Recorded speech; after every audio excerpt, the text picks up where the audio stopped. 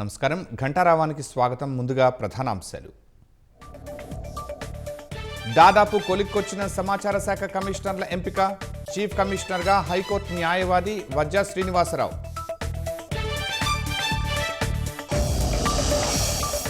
గుంటూరు జిల్లాలో గంజాయి నిర్మూలన కోసం కార్డన్ సెర్చ్. పేరేచర్లలో సోదాలు. 55 బైకులు స్వాధీనం.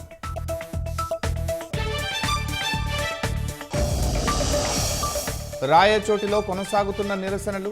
అన్నమయ్య జిల్లా కేంద్రంగా కొనసాగించాలని పట్టు.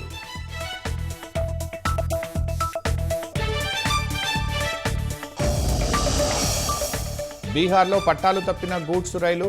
చెల్లాచెదురుగా పడ్డ 8 బోగీలు.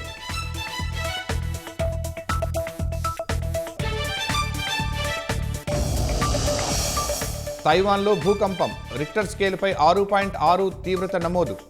తైపీలో కూలిన పలు భవనాలు.